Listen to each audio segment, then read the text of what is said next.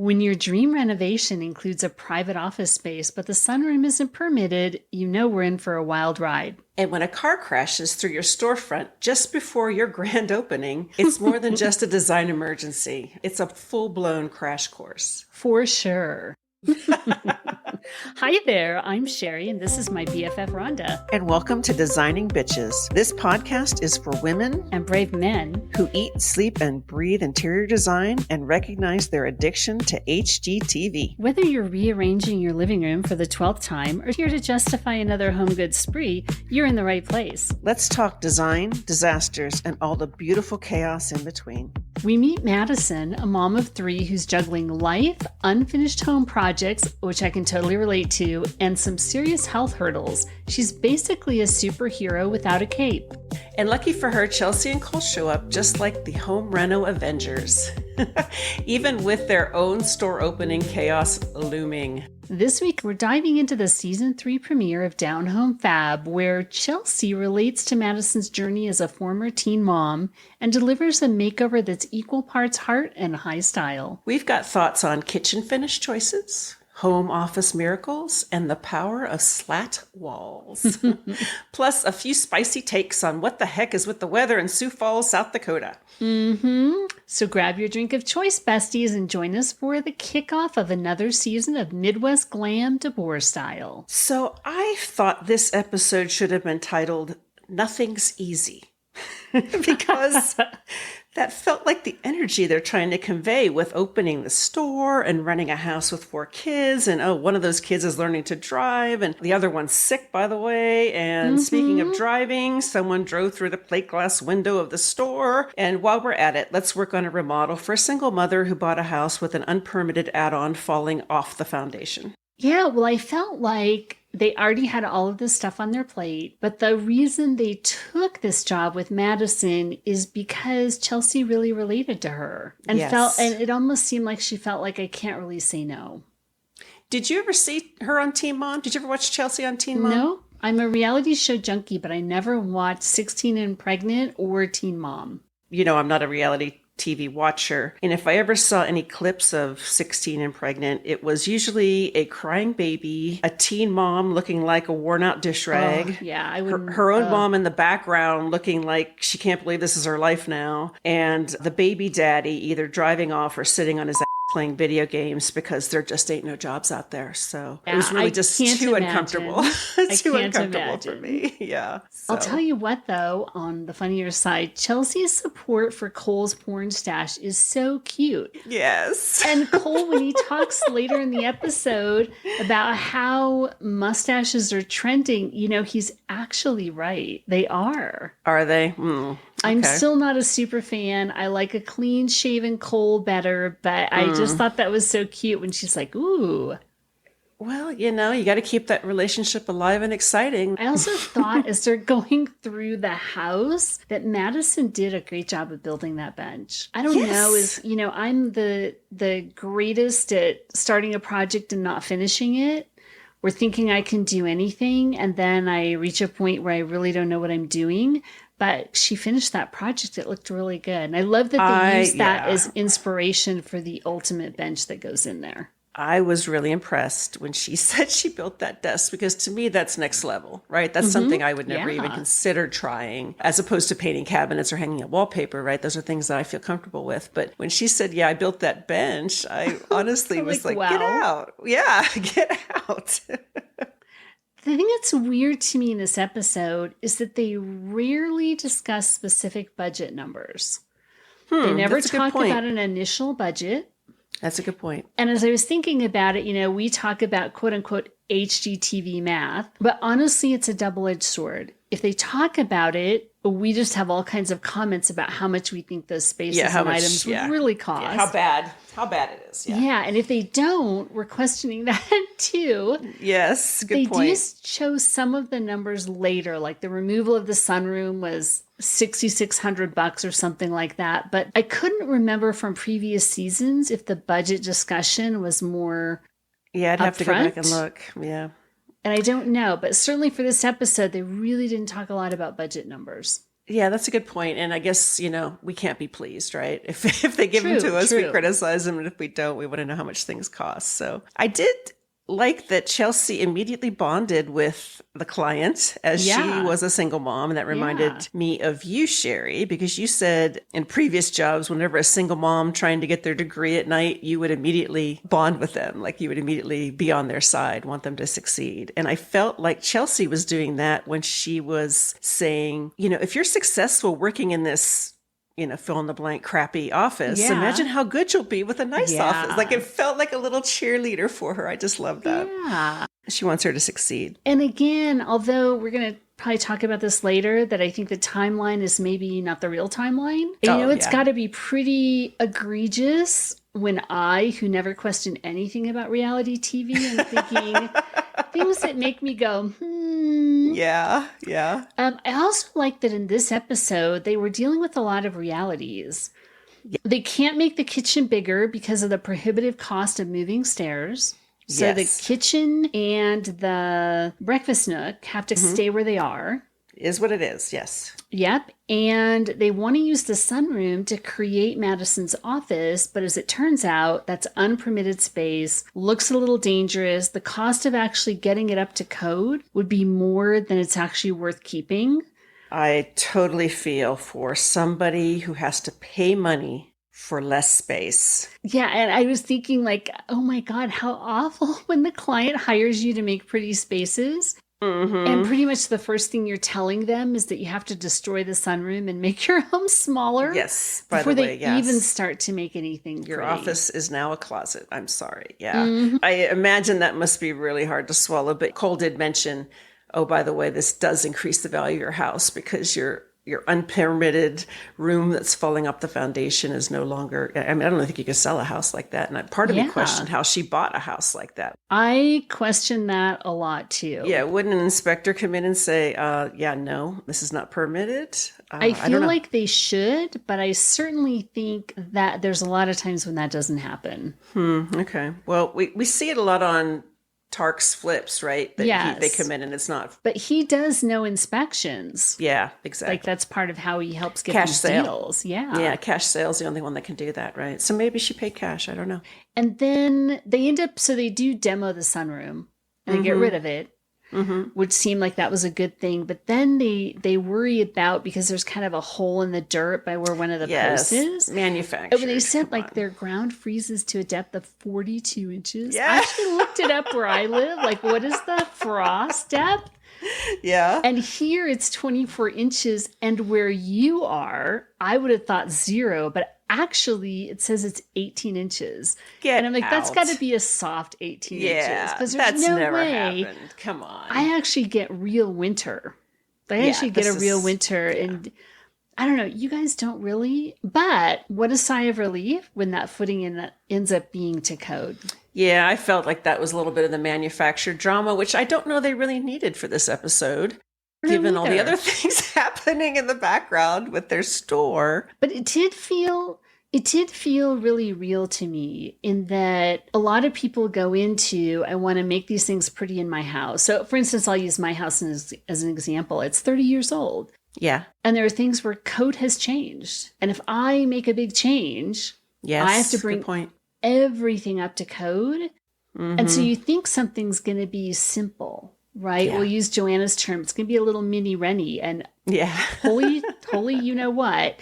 Yes. It's not a mini Rennie because you're having to do things you never expected to do that you didn't even think were part of the scope of what you were changing. Yes. And again, you're paying for things that aren't the pretty things. And to borrow from Joanna again, she's like, I just hate putting money into things that aren't the pretty things, So for me, it actually felt a little more real than it did feel about manufactured drama. I actually thought this felt like a real renovation.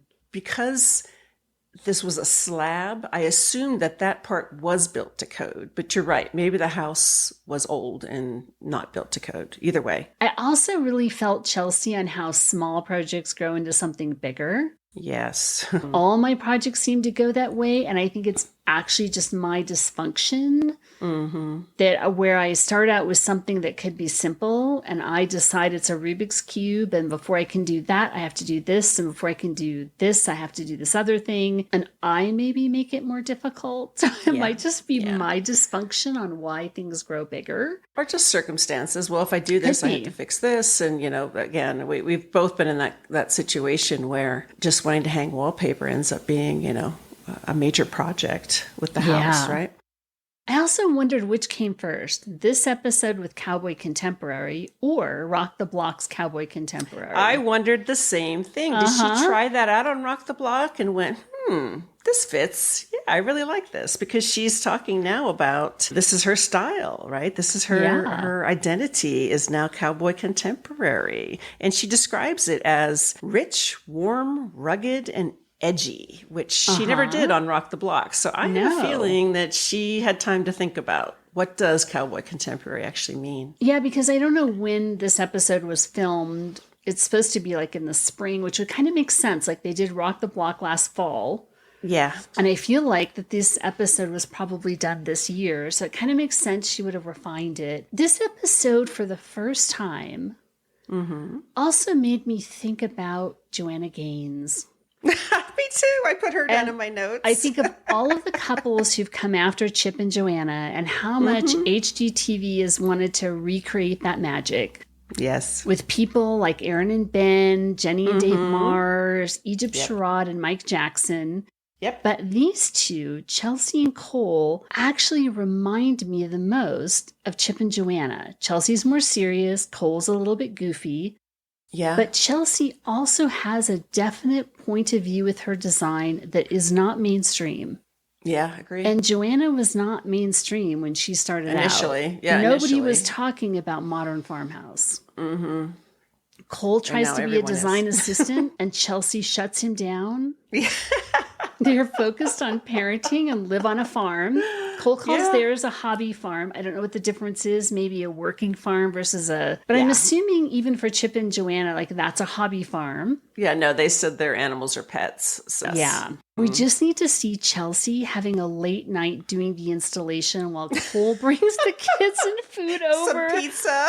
And it would be complete. But I can imagine a year or two from now thinking about, like, really, is Chelsea going to be this generation's Joanna Gaines? Well, I would hope so. I'd like to think so. They're a little more hip, I think. But maybe that's just my interpretation of the influencer lifestyle that sort of Chelsea embodies, with nose rings and pink hair and fake eyelashes, as opposed to Joanna, who's very zen, down to earth, organic, right? Joanna also had her own style. And I think about Chelsea similarly, that Chelsea has her own style and she's she's unapologetic for it. Yeah. No, and I love that. I love that about both women, actually. Now, drama alert during the demo. Chelsea gets a call and there's a car that's just driven through the front of their store.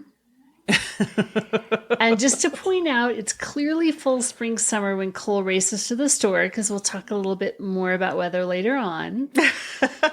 Did that person think they were going in reverse? Yeah, that wheel is turned so hard that I think maybe she thought she was going to straighten herself out. And, maybe. Right, but through the window. Cole and Chelsea have to get this fixed before their grand opening in a couple of weeks. Drama. Oh no. Tension. Oh gosh. Yeah. Was anybody hurt?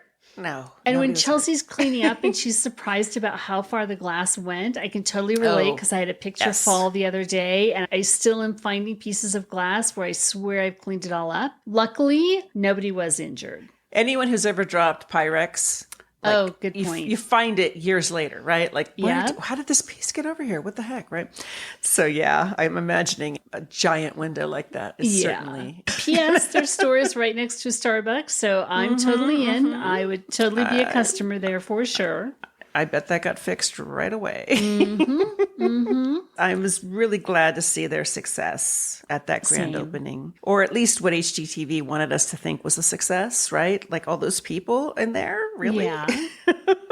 I do hope it continues. I know Chip and Joanna as we discussed, have set the standard on brick and mortar stores, but I'm not sure how these go overall post-COVID. I bet it does get a lot of business. There's a lot of chat on social media somewhere, I can't remember where, but it's pretty recent about the prices in their store. Yeah. And it was so funny because whoever was commenting this was just thinking these were such overpriced items. But when they quoted the prices, I felt like this is the price of design in 2025. And it did not seem to me to be overpriced. Well, you're a person who regularly shops Crate and Barrel, so your standard or your calibration may be a little higher than the average. Maybe, but Crate and Barrel shopper. isn't even like the most expensive place you can view and spend a whole lot more than Crate and Barrel. That's a good point. That's true. A good point. Yeah. Yeah, I know Karen and Mina on Good Bones, they had a store that they closed, but I'm not sure that was due to sales. It might have just been their relationship. Personal relationship, right? yeah. Yeah, I don't know. I do worry about brick and mortar because during COVID, those were hit so hard. But I also see people are wanting to get out and shop. And let's be honest, what else are you going to do in Sioux Falls? Well, clearly you got to You're going to feed make all babies those or shop? pets.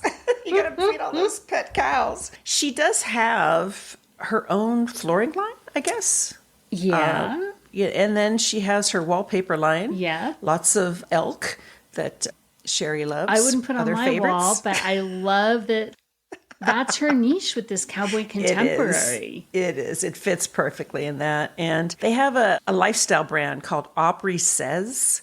Oh, I had no idea. Their daughter is named Aubrey, the one who was learning to drive. I mean, it's sort of just jewelry and apparel, maybe more of an influencer thing as opposed to a design thing. I don't know. I haven't seen it. It's not really my thing. Aubrey, it's so cute when Cole teaches Aubrey to drive. Yes, and he seems so relaxed. I know. I actually taught Matt to drive. And I remember we practiced parallel parking a lot near the university campus because parking is so crazy there. So it's a good test of your ability. He did pass his test on the first try. Of course. But like the DeBoers, it's terrifying that your child who can't even keep their room clean is now going to be terrorizing the city streets. That was funny when she did say, basically, this girl can't cook chicken nuggets. Yes, in a microwave. She's going to be driving a SUV. Yeah, I have a similar story. My brother is 6 years younger than me. And when he was learning to drive, he was telling me about how awful it was with my dad, who is someone who really can't control his temper. So I thought, you know what? I'm going to be the cool sister. I'm going to be the cool sister. And I also took him down to the university, which is so funny that you did the same thing, years later. But it offers plenty of challenge, right? I had to keep saying, honey, you're going to hit the curb. You're going to hit the curb. Yeah, you're going to hit the curb. Yeah, okay, we hit the curb, right? That kind of thing. I just remember trying to be relaxed and cool because I am not like my dad, right? I am not going to yell. I'm not going to get angry. But when we got out of that car, I remember my jaw hurt from actually clenching it the whole time. I didn't feel that way, even teaching Matt to drive. And honestly, this is years ago. And he's such a good little driver now. Yeah. And he keeps his room clean. So I feel like I've raised him well. And he spent a season working at a ski resort where, at 3 a.m. in any kind of weather, he's driving around Tahoe. I have so much confidence in his driving. He really is a very responsible driver. Well, I will tell you, my brother is a driver. So. He got no better. He did pass his test, but he got no better. Well, getting back to the episode, I just want to say, I loved the dark cabinets with the grain showing. Oh, beautiful. Reminded me of cabinets they used on Rock the Block, and they were just as gorgeous.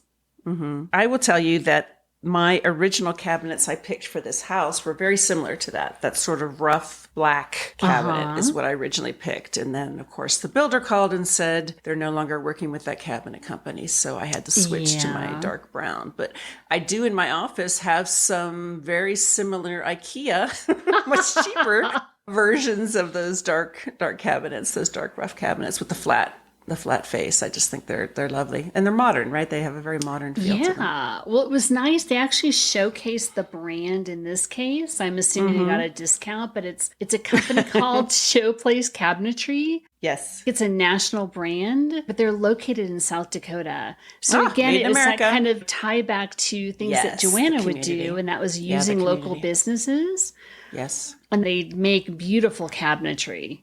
Yeah, clearly they do. I'm really impressed with that kitchen overall. The dark counters with the dark cabinets. I like a little bit more contrast. Yeah, with the white walls, it felt kind of antiseptic. And quite frankly, I'm going to quote my favorite design goddess, Egypt Sherrod, when she says, inject some color when a room is black and white and gray. Oh, good point. And I do imagine winters in South Dakota when you're looking out the window and it is a day without color, just gray and white. But I have a feeling, like with your house, that if she puts some plants in there, maybe like some tea towels or something that would bring some contrast. And there definitely is green in the living room area. Yes, she put green. They use it as a highlight. And also, the other thing I always want to point out, it may not be my taste, but clearly Madison loved it. And that's really what matters. I will tell you, I would have, it's not my taste either, but I'd have hugged her just as hard. Said, thank you so much for doing this. This kitchen's beautiful. With that built-in bench, it's beautiful. Here's where I'm a little confused about the change in weather that seems to occur over this episode. Nothing gets by you, Shari. And it has to be pretty obvious for a little Miss Reality TV believer. Yes. But they do the store opening. And from an aerial shot, all the trees are leafed out in green. Chelsea's wearing a mini skirt. Well, that's right. She's not cold. That suggests spring and summer. And I actually looked on the internet, and that grand opening was July 13th of 2024. So definitely this was a summer opening. Yeah. Her outfit and the condition of the trees makes perfect sense. Yes. But then they're making us think that this move-in for Madison happened like right around the same time as the store opening. Yeah. But when they do another aerial shot, the trees have all lost their leaves and there's snow for the move-in day for Madison. Yes. And then you have Cole talking about, you just wait 20 minutes and the weather will change, which, by the way, every location says that. And secondly, I thought, HGTV put that in there to think they were going to throw us off track. Yes. And you know what, HGTV? I may be blonde, but I'm not that blonde. I'm sure that they were having a production meeting and said, oh my God, we have the most exciting thing with this car driving through a window. And they were like, you know what? Let's save that for the premiere, even though it's going to be 6 to 8 months later. I completely agree from a production standpoint. They have to. And to help Chelsea and Cole with their business, like highlight their business, I think it's great that they included the grand opening as part of this episode. I am always a little curious about, why couldn't you just be honest about the time frame? I don't know. I would have been totally fine with that. Also, Chelsea, I love how vulnerable she is. And she talks about being a teen mom and the goals for herself. It was so moving and inspiring. Agree. Normally, and we just watched her talking about her daughter being sick and trying to get work done when she gets her daughter down. And then I was just thinking, oh my gosh, even us preparing and doing this little podcast, like we don't have to worry about kids getting sick and that having an impact. The worst we have is, Hector's snoring. Yes, which she is right now. I'm so sorry. Yeah, but I still get a lot less done than Chelsea overall. Agree. She seems to be a high energy kind of girl. She does. I'm sure Cole clearly is spending a lot of time in the gym. He's looking more hunky than ever. But you and your fascination with Cole, like it's a little look at him. He's cougarish. No, I'm just noticing happily his married. hard work. His hard work is. Does Herb listen to these episodes? No, absolutely not. He's never mentioned anything about Cole. He does the standard, I don't know how to find a podcast, but yet he watches podcasts all day. So, yeah, I could take a hint. Well, back to installation day. Yes. The living room, I'm a big fan of a white gallery wall, and this living room looks great. There's a clear spot for the TV. We always like the functionality. It'll go above the fireplace. Ugh, I don't like that, but yes. And it's not my favorite either, but it's what a lot of designers do. Because It's a thing. It centers the focal point. Got it. And the green in there is, of course, the accent I use. So I love that. I'm like, yes. Yes. And Chelsea points out again that they didn't move any walls. but the space is used much more functionally. And beautiful. Yeah. And beautiful. And that continues into the kitchen and the breakfast nook. They do remove the peninsula, but that's it. It looks a lot more open. It looks a lot more elevated. And that bench in the breakfast nook keeps the inspiration from Madison's original bench. Yes. But it just is sweet, elevated and done very thoughtfully for a family of 3 kids or a couple of drawers in there. It looks very nice. I do always appreciate that they took the peninsula out. I can't imagine that would be popular with a lot of people. Like a lot of people want that peninsula, but it did open up that kitchen to, like she said, the chaos and traffic of 3 kids in and out. Yeah. And it just felt a lot bigger and a lot more open. And again, it was just a beautiful kitchen. So. And I loved those chairs in the breakfast nook. Those same chairs are in HGTV's smart home for 2025. Yes. But they're a different color and fabric. And I love them in that game room. Is that fabric washable? Can you wipe that off? I'm assuming it's performance fabric for 3 kids. I wonder if they're comfortable, though. You know, Matt always says I pick the most uncomfortable chairs. How to get your kid to move out when he's 18. This is what good parenting is all about. You will sit in that chair and you will be comfortable. It looks good. It looks good. That's right. I'm all about but does it look good? Yeah. And I just wonder, I want to go find one of those and sit them. They look almost like they'd be very ergonomic. Yeah, I think they look comfortable, but a lot of times you never know. You never know until you sit in them. Until you get in it. Yeah, until you sit in it. And I think we already talked about it, but I'm not the biggest fan of the minimal contrast between the cabinets and countertop. No. What'd you think of the backsplash? What'd you think of that backsplash, Shari? It wouldn't be my favorite. But I get that the idea that when you put mirror and it's reflecting a window, there's something about the light that it brings in. That's a very smart choice for that reason.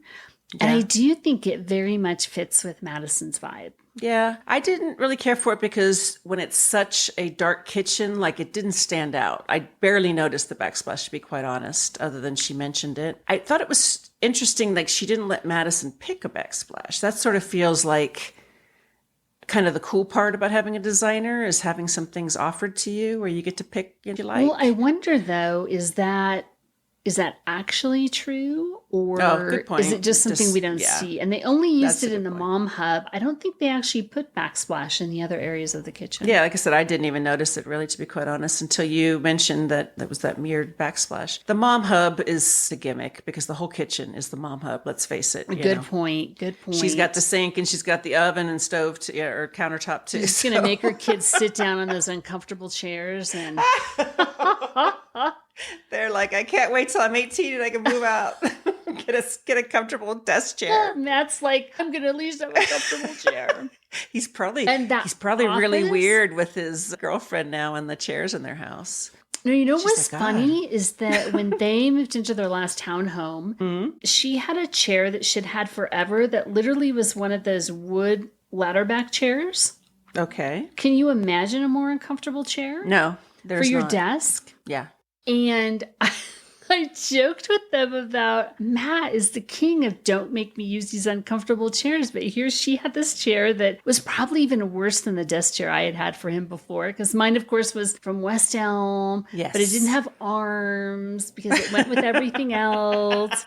And he wanted a gamer chair. And I'm like, but a gamer chair wouldn't go with the aesthetic in here. And you know what? Yeah. These are things that when he goes to a therapist years from now, he'll be like, Mom. I'm just imagining his partner being like, what's with the chair fascination? Like, why can't we just buy a chair? Why do you have to sit in every chair? That's right. That's right. Now, speaking of office chairs, that little office, it's so the perfect little jewel box. So small. But it's functional. And it gives her what she needed, and she can shut the door. And Chelsea does it with a glass door, so it doesn't feel so closed off, but she can lock the children out. I bet it has a lock on the inside of the door. I bet it does too. I do think when you talk about design looking intentional, I thought those doors to that office helped make it look intentional. Yeah, Like that wasn't just a absolutely. hallway or some storage closet that they made into an office. It looked intentional, right? Good point. And that giant window, that would make all the difference, It right? would, You could for sit in that sure. small room and look out and see that never-ending yard and the South Dakota prairie and feel like you had plenty of space, right? Yeah. Anything else you have to say about this episode? I just, will say that when I saw that office and thought that's never going to work, I did a little like gut check with my own office and said, I've expanded to fill my office with paper and files and, whatever I can. I feel like if you have a small office like that you're a little more efficient with your space, right? I You're a little agree. more controlled and maybe not quite so lazy with books and, again, old things that I don't need to have in here. So I'm inspired to do a little office purge here. Oh. Yes, it's my intention. Maybe we'll get to see a before and after. Oh, I should take a before and after, but I am embarrassed to take the before, to be quite honest. Well, we have a before because we did post a picture of your Oh, well, office. I moved plenty of stuff out of the way for that. And even that looks cluttered. So, yeah. Oh. Okay, you heard it, Yeah. besties. That's a little behind the scenes. Sorry about that. All right, Yeah. well, let's wrap up our thoughts on this eventful episode. Poor Chelsea and Cole didn't even get a week's break between the Rock the Block finale and this premiere. Ha ha ha. At least in TV time. Maybe the weather was legit. Maybe it really does Maybe change it like that. was. Yeah. So Madison's home got a significant transformation, beautifully blending functionality with Chelsea's signature cowboy contemporary style, Yes. staying true to herself. Yes. Chelsea and Cole renovated the living room, kitchen, and created the perfect home office. Agreed. The only walls they removed were for the sun porch, which basically had to go bye-bye before a tornado took it off the house, as it was not permitted and basically leaning into the neighbor's yard. So it's more a problem than solution. True. Now, I wanted to give a shout out for Chelsea's office drawings. We see so much online about AI, and in particular about AI and design, but those were a real masterclass in real deal design. They weren't AI, they're not Pinterest, they're just pure talent and a program called Design 2020. Sounds like you're familiar with this A little Design familiar with 2020. that. We have a special posting for this week's episode on Facebook and Instagram. Just before their grand opening, as we mentioned, someone drove into the store, and I mean in through the plate glass window. So we are curious, besties. Drop your worst home or retail renovation disaster in the comments. We'd love to see it. Ooh, and don't be shy because believe me, between Rhonda and I, we have quite a few. We do. Still looking at a couple of them. As usual, we have some apologies to make. I'm sorry to people who confuse drive and reverse. The awesome people in Sioux Falls. Awesome. I'm Yes. sure there's plenty of super fun stuff to do. And Yes. anyone trying to make sense of the weather continuity in this episode. You might be the only person that noticed that, Shari. Just saying. I don't think so. I haven't checked Just- Reddit, but I feel like I'm not the only one. What the heck's with the weather? If you're vibing with us and your brain is basically made of HGTV at this point, you need to catch up on all of our episodes at designingbitches.com. We're literally everywhere you listen to podcasts, so hit that follow, like, star, or whatever button your app throws at you. We're not picky, we're just needy. Well, until next time, besties, bye! Bye. See you soon. From bathrooms to kitchens, every room redesigned.